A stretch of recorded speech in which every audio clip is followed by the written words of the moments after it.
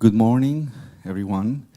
My name is Marco Pignataro. I'm the managing director of the Berkeley Global Jazz Institute, and we're very proud to present the Culminating experience presentations of this amazing class. It's been a year full of great energy. I saw all of this presentation, and I'm extremely excited to witness at the end of this year what they're going to tell you. Before we move into the presentation, I would like to give you a little bit of a format. We will present first at 10 o'clock Orion Morales, at 10:50 Nzinga Banks, Gregory Groover at 11:40, and Harvey Anderson at 12:30. And this is going to be the first set of the morning, and then we'll resume at 2:10 with Jonathan Suasu, 3 Lee Fish, and then we're going to end with Nate Wynn at 3:50. I would like to acknowledge some important, very important colleagues and wonderful people that have been helping this project, and this master in particular. First of all, I need to acknowledge with a lot of pride and joy that our great artistic director is actually part this week of this presentation, and I would like everybody to please give a warm applause to his vision for this program and for these students. So, ladies and gentlemen, please clap Danilo Perez.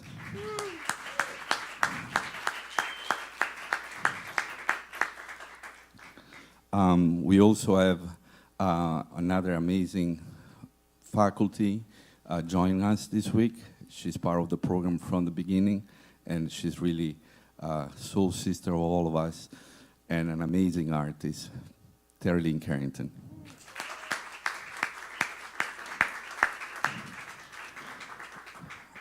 Of course, we need to acknowledge all the people that are supporting, our work and that make all of this possible. And please clap for Camille Kolatowski, Dean of the Graduate Studies.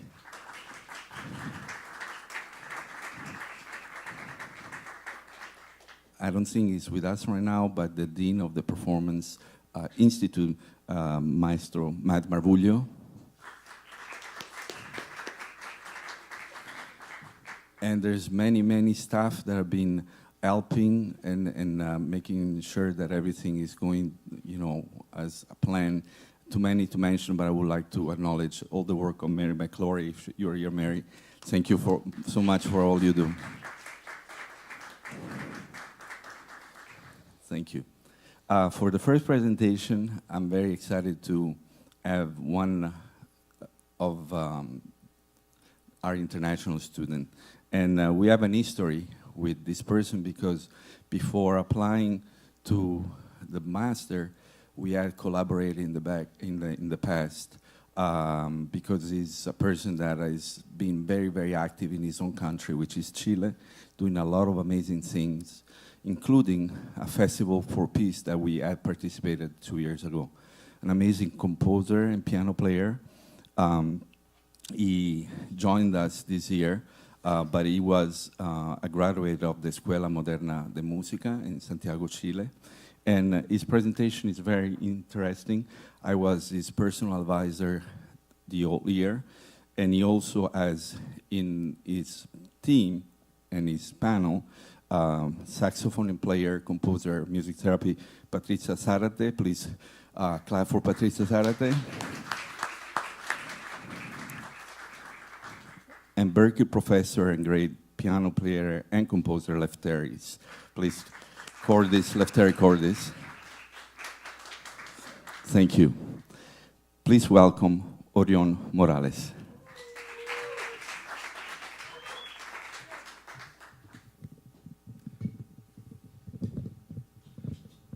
Welcome, everyone. I was dreaming with this moment I think all my life. But it's crazy because when the moment is come, you never will be prepared for the moment. And I think that is beautiful because we are musicians, and in global, we're training this kind of feelings, and we try to take our feelings, our thoughts, all kind of our frustrations, and create something new with the environment, with the music, with the power of the music. We can call that like a human experience, because finally all can remember in the future, all we can remember this moment. Okay? My project is based in a concept, in this concept is Global Jazz Suite for Education, is create a music piece with educational purpose. Why? Between 2005 and 2015, I worked like a teacher and a conductor in different orchestras in Chile. Actually, 2010, we create a non-profit foundation because we understand the music, the process of learning music is super important, and in Chile, we need more this space. And with this foundation, we work in Chile in different places and with students, young students, with kids, and we try to teach music in different parts, and finally give scholarships for these kids. In all these 10 years, I asked to myself, how to create a positive impact to the society through music, and how can I develop a social and artistic project based on learning and performing music. And one of my answers was Panama Jazz Festival. Panama Jazz Festival. It's simple. It's a educational purpose festival, multicultural, a lot of scholarships from students of Latin America, music therapy, and finally the Berkeley Global Jazz Institute.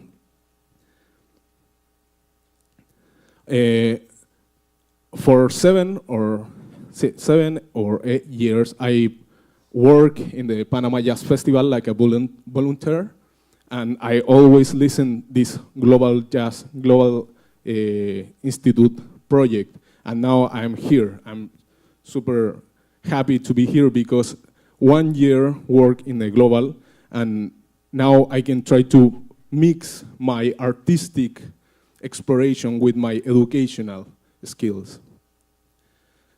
Global Suite for Education. This composition is 4 movements, a piece with 4 movements and a bonus track. It's with a space for improvisation and in an orchestral format, like a 4-string, 5 horns, and rhythmic section. I try to compose this music based in the Danilo Perez lab performance because I think was one of the most strong class in global. The first movement is called Quaker Adventure. Okay. In Quaker Adventure, I try to mix two ideas: the West African abacua and the Chilean cueca or Chilean tonada. Okay. I have a little. 1 second. One audio for the abacueca, because if you never listened that.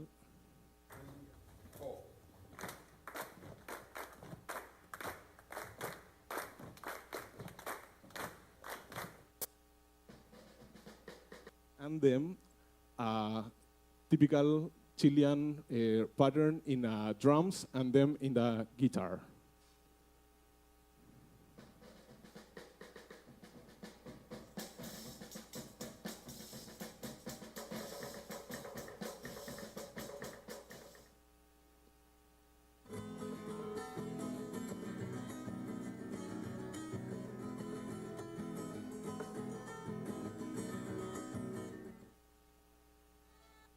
Okay. The first idea, the West African with the Chilean Quaker, try to create a music piece, but in the melody have inside the African abagua. For example, if you see the head of the melody, the A, is kind of rhythmic, the abagua is inside of the melody. And with that, we can try to teach to students a melody.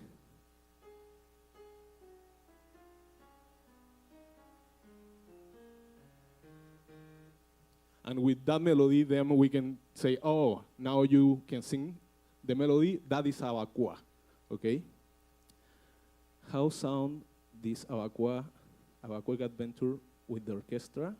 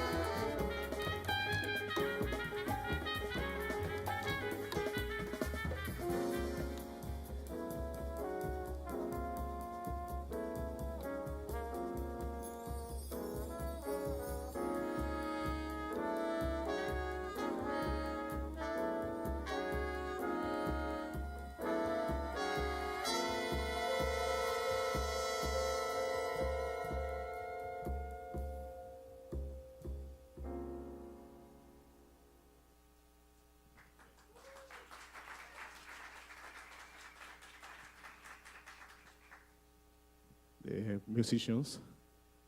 It's a big orchestra. The second movement in this composition is talk about the melody.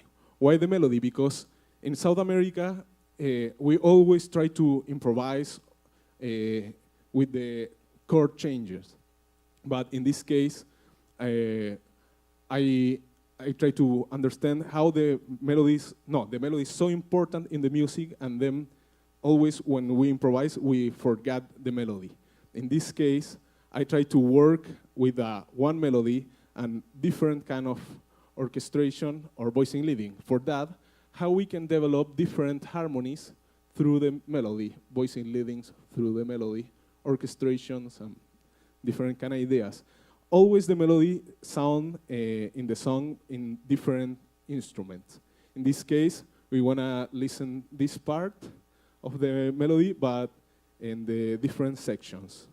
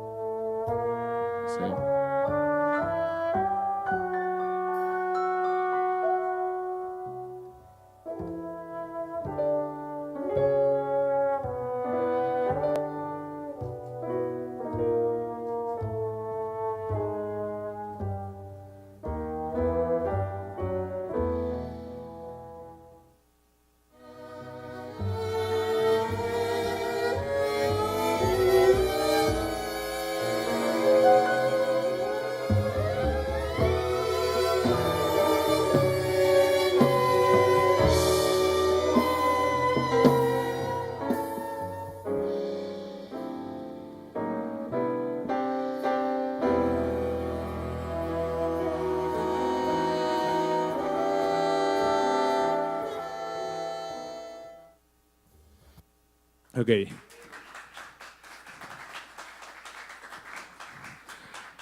I think with that idea, the important is try to have more creative process, but only with the melody. In the case of the Song for Her, or the second movement, the idea is that have a very clean melody and always play the melody with other kind of chords or other kind of orchestrations. The movement number 3 is Song for Dizzy. Okay, for me, it's super hard play swing, and I think that is super natural in my country. And when Danilo teach us, maybe you can try to think in a 12/8 and not in the 4/4. That was a kind of window for me, because then I say, oh, maybe I can try to go to the swing with this idea, 12/8. I composed this melody, and if you can check both scores, musical score, is the same information. Both have the same information, but one is in 12/8 and the second is in 4/4. Okay? Actually, you can see in the B part the triplets, and it's the same melody, but it's different kind of read with the meters. The idea is try to feel this swing concept, and I call this the song for Dizzy because I use the 19 Tunisia melody.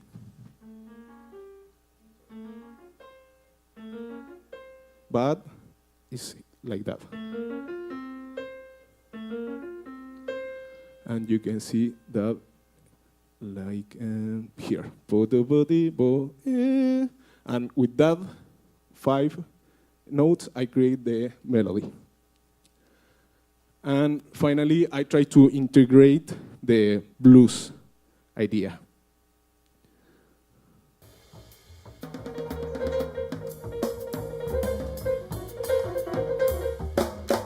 A.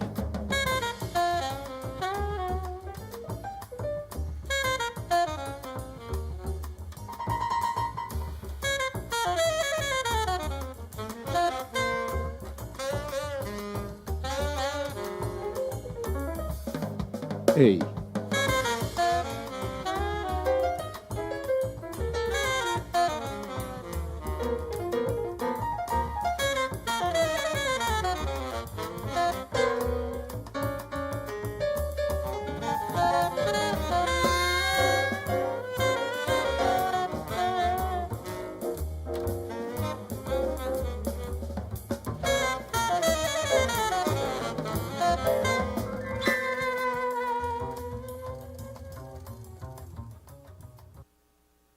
Okay.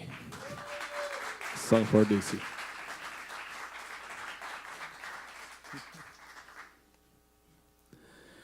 The movement 4, I think, is my favorite concept, because before Global, I never listened this kind of word, comprovisation. And how I understand the comprovisation is super natural for learn, because it's kind of how in the schools or when we are kids in our house, we learn to talk or sing or write. In this case, I have this example. My name is Orion, and I like to eat chocolates and marshmallows. But maybe other person can say other words. For example, Marco can say, my name is Marco, and I like to eat pizza only in Italy. I don't know. But, yeah, and pasta, yeah. I think that's the idea. You have the questions, and you can try to talk with other persons and say what you think in a few bars on a lot of bars. Okay? In this case, this song is super, super long, and I take like a 1 or 2 minutes when the orchestra have the melody, the principal melody, and the piano responds with free melodies.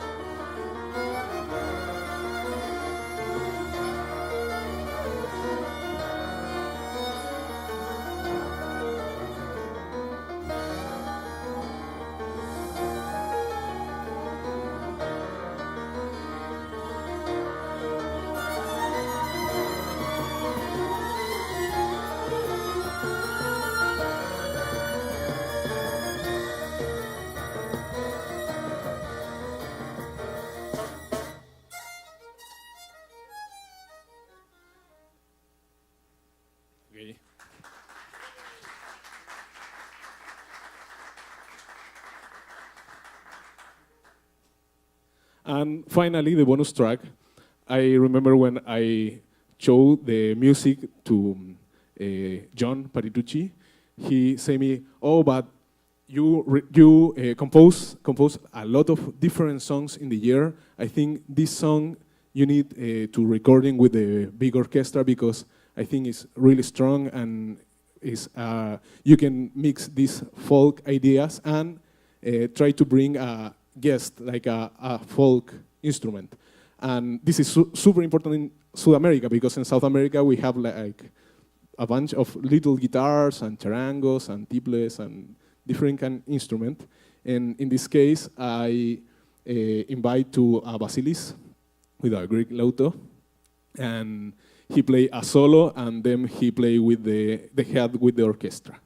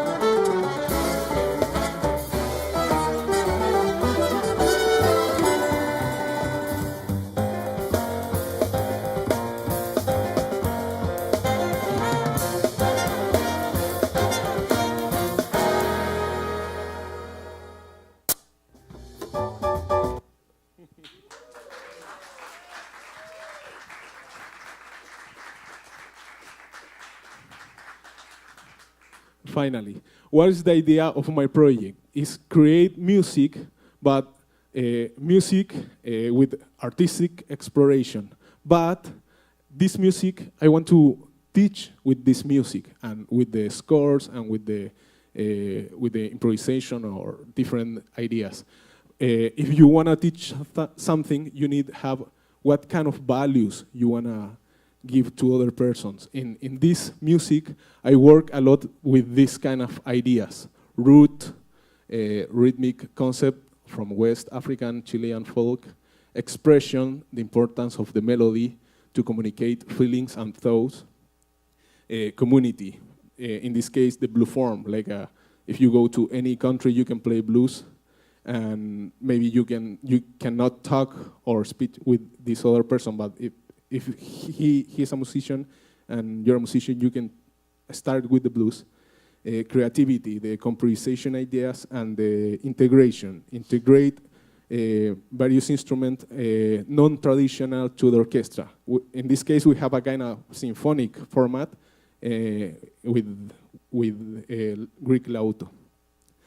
And I remember again my first question, how to create a positive impact to society through music. In this case, root teaches identity and respect for our ancestors.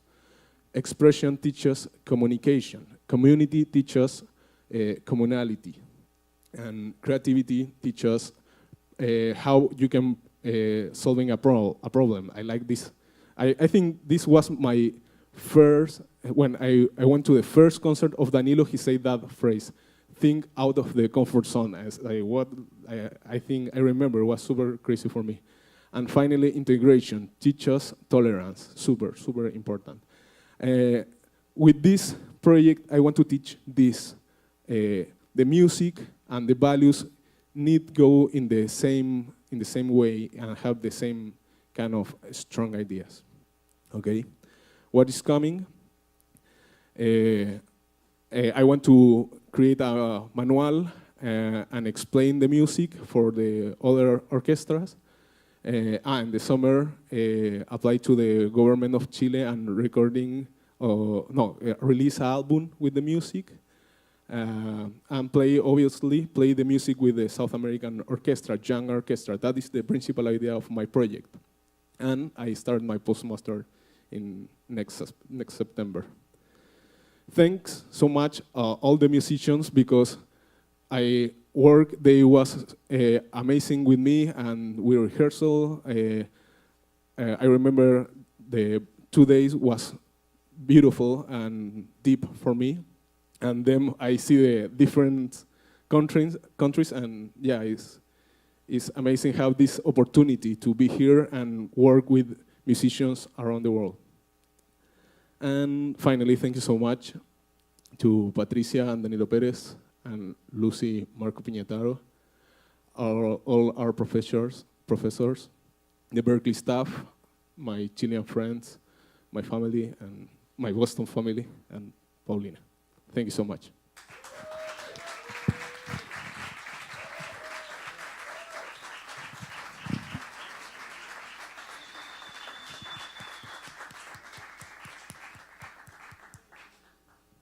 Okay, wonderful. Congratulations, Orion. As part of the second part of the presentation, now we have our educational panel that will ask you to comment or any question. So maybe Danilo, you want to start? I have any question for Orion, and then anybody wants to make comment or anything. Orion, I would like to, I'm curious about what other possibilities on the connection of Chilean folk and some of the West African rhythms that have you started experimenting with other connections? I think Abagua for me was really new. It's all this year I experimented with this. I don't know if the pattern is the good word, but with this idea, because finally it's a kind of, it's super deep. It's kind of religion, and I try to go really slow and internalize in myself the pattern with your ideas or different ideas. And yeah, I think every day I try to create more relation with the Chilean folk and the Abagua. I don't know if in this moment we can try to talk about if the Chilean music have a direct relation with the Abagua, but I think it's part of my future process, try to develop how create something more organic. Because I must say, it sounded organic. It sounded natural. It really wasn't forced or anything. So you made a strong case for the Abagua and the Chilean roots of that has Negro relationship. So thank you. Thank you. I just want to say that you've come such a long way in the year, even your communication, just your verbal communication as well as your musical communication. We are very proud of you. The presentation was amazing. To comment on further what Danilo was asking, I guess for me, I don't know much about Chilean music, so I was wondering, just melodically, like I saw the rhythmic combination that you use, with the melody and the rhythm, but just melodically, maybe you can tell me if your pieces or which pieces felt like they were melodically more from your region. The Chilean music have a really direct connection with the spine of the south of Spain. Actually, I believe the Chilean folk and the flamenco have, I think the Chilean folk is part of the flamenco palos, and for that, this kind of Phrygian molds are really typical. If you go to the country outside of the city, you always listen the singers and players sing this kind of typical progression.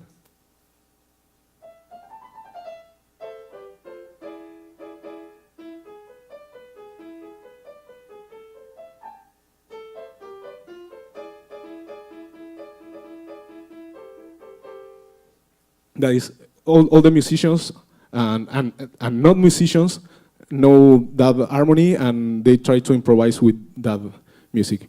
In this case, I try to have more pedals sounds, because I want to, when I teach, when in the future I try to teach this, have more pedals on and the student can be more free with the improvisation. But it's more kind of rhythmic concept.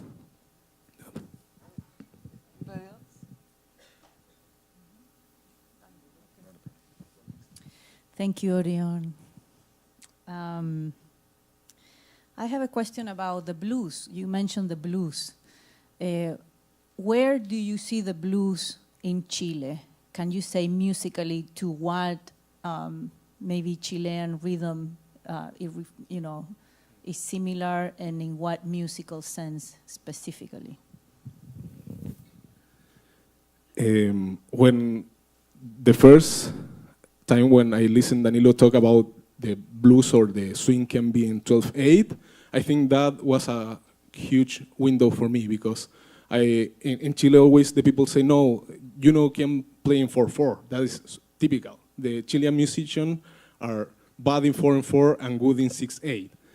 Yeah, it's normally the people say that, and the music teachers say the same. Oh, try to not play funk, try to not play blues, try to not play in 4/4 because we have this 6/8 in our skin. And when Danilo talked the first time, oh, maybe you can think the swing feeling in the 12/8 and the blues in 12/8, I say, oh, maybe we are not really, far of this idea. I think that is the first step for create a relation from the Chilean music and the blues and the swing and the swing feeling. Maybe the rhythmic concept we can try to work in that idea, but I think harmony is really different. But if we have the first step with the rhythm idea, we can try to build in a new project. But we also, how many bars is the blues form? The blues is 12 bars, and normally the cueca, because we have a lot of different folkloric styles, but the two more important is the tonada and the cueca. The difference between cueca and tonada is the same rhythm, but the cueca is for dancing, and tonada is only for poets. And normally the dance have 12 or 24 or 36 bars. And maybe, we can try to have a connection with the form, because the cueca is super strict because you need dance, that music. And maybe with the bars of blue and the cueca, we can try to figure out other kind of beginning. Orion, excellent presentation, excellent music, and also the educational purpose was really great. One question I have is if you have any specific plans on implementing that vision you have, the educational, I'm talking about the educational aspect. When we met for a couple of hours last week, you mentioned also El Sistema, and I mean, do you plan to, after you create the manual, do you plan to go and visit various orchestras in South America, or can you tell us a little bit about the vision, how you can actually implement it? I have a foundation, non-profit foundation in Chile with 30 or 35 students. These students have between 14 and 22 years. And the last year we have the first generation of degree students, and they are the first professional in his families. That is, I think, our first goal, because we started this project maybe 10 years ago. And now we have a new generation of music professionals, and they can teach the music to the new generation. I think with this manual, the idea is that work with the first degree students and teach the system of abacueca or the melody of the improvisation, and then they try to teach to more young students. And also, we travel a lot from Chile and for different parts of South America, and work with different symphonic young orchestras. I think that is important, because this kind of project, you have a symphonic and artistic resident artist come to this orchestra and he can play with the orchestra. And now we have the music, we have the manual, and the hard in the sistema or in South American orchestras is we don't have the compositions. Normally we work only with the Europe music or Beethoven music or Mozart music, but with this we can start a beginning from, let's go to other kind of music and release in different parts of the South America. That's great, yeah. Thank you. Orion, thank you so much. It's been great seeing you grow this whole year. Fantastic. I think the presentation was really great, and I'm impressed that of all the different aspects that you have thought of in very thoroughly, and gives it the whole big picture, which is really fantastic. The music is very exciting. It startles my imagination and my emotions. It's beautiful. And I thought you had some really great ideas about the education also. And what I'm thinking about is one particular thing where you use the call and response as a method of educating. Could you elaborate a little bit on that? I think it was the second movement, or This? or the idea? fourth movement. Yeah, the fourth movement. Yeah. Normally, I remember always when we are kids, our parents sing songs and we only say maybe the last word. I don't know, in Spanish it's like, maybe in English, A, B, C, D, and the kids say E, F, G, and then you can sing all song and you play with the kid, and the kid feel super natural because he's talk. Then when we try to do that, writing is the same, but now he can create the name, because if we sing ABCD, he know he needs to sing the second part. But in this case, he can improvise the name or what kind of food he want to eat. And I think with the music process is the same, but normally we are super focused in a score and knowing how we can create this relation and play always the melody, but with different kind of response. In this case, I put only one bar and then other one bar, and the student can go really slow, one bar, other one bar, and then have 8 bars.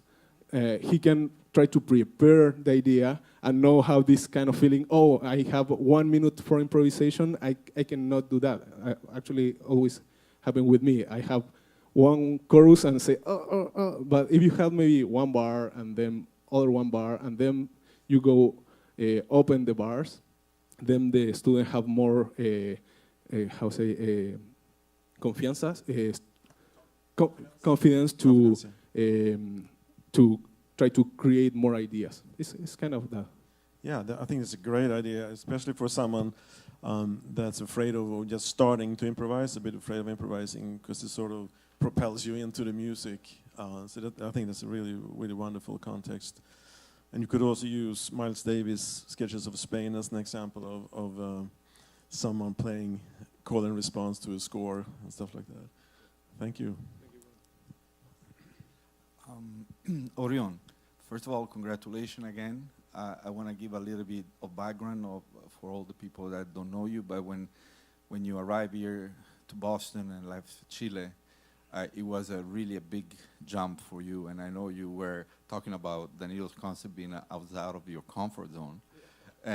But I among so many students, I saw you were at the same time so open to receive and absorb everything. So my first question is, if you can talk a little bit, and because I follow you from the beginning as your advisor, but I want you to talk a little bit about, the influences that you received through the program that ended to create this beautiful composition. The obvious mentorship of Danilo is very strong, and it's very obvious, and it's beautiful to see how much you have absorb it. But I would like for you to, in your own words, to describe a little bit the year from a musical point and all the idea that you have basically matured during this year. And also for the educational part, it seems like you really created kind of a blueprint for, like as a global ambassador in education. So it's very interesting to think what you would be able to do with this project. And I know that from the beginning, before you wrote the music, and we were talking about the educational part was very strong in your mind. Actually, you were very, very focused on the idea of teaching this music and values. So the second question is, how do you plan to bridge the gap of the levels? Will you write more music, different level, or have you thought about that part? So basically, these are my two questions. The global, I think, was kind of, we have a lot in Chile, this kind of earthquake was kind of earthquake in my life. Actually, I think the most hard in global is try to sleep, because, because you every night say, oh, tomorrow I have class with Terry Lynn, oh, perfect, and you listen to music, and then it's 7 in the morning, oh, and then next week, oh, John, and then Danilo, and every week is different kind of musicians, and you want to be part of not only the class, you want to listen how they create, how they compose, and that is inspired because you have new kind of tools, and you can ask to the maestro how he create or what he think when he create that kind of music. And for that, I think every week was a earthquake for me, and I always think of me like a composer, and I think this year I think more, maybe I can try to play more and have a performance, a new performance idea, because maybe I was stuck like 10 years in the same place with the piano, but the composition was always in evolution. Now I think, now I have like a new kind of doors for how the piano can go better and work in the same way with the composition. I think that is the first kind of idea. All we know, the global is strong, and finally it's a big process. It's not finished today. I understand this is kind of material for the next 10 years in my life.